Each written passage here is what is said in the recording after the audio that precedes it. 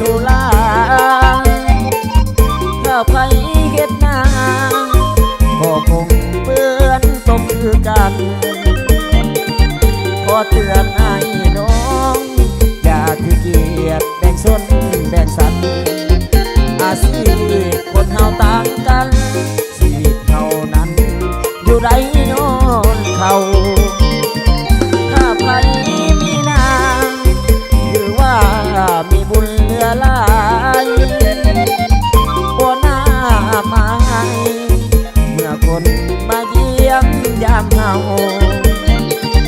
เดือนสามน้ำสี่และบูฮานเพิ่นเว้าแขกมาเอื้อนเฮาต้องย่อเขาต้อนรับด้วยความยินดีรวมสามัคคีช่วยกันมันก็แล้วไวอาชีพชาวนาวิไลอยู่เหนือหรือใต้ใครก็มีกินพวกเอานี่นะอาชีพสาวนาอาชีพสาวนี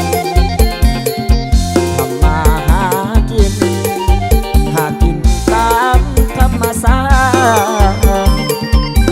มีเงินหลวงหลายก็ยังซื้อเข้ามากินขอวอนท่านอย่าดูหมิ่น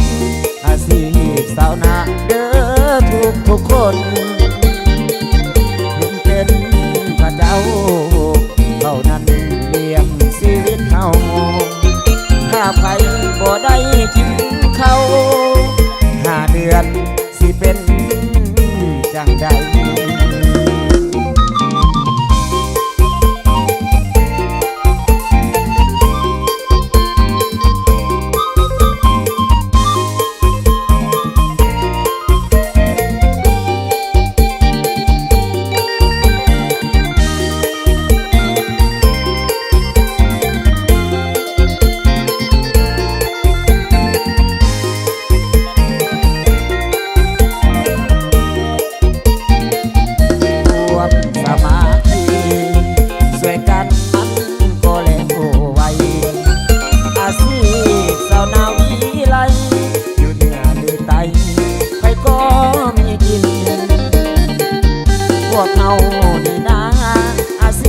สาวนาอาชีพสาวดี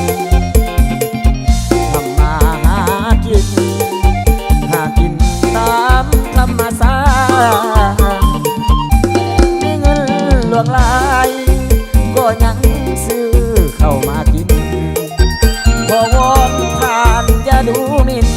อาชีพสาวนาเด้อทุกคนเป็นพระเจ้าเท่านั้นเลี้ยงชีวิตเฮาถ้าใคร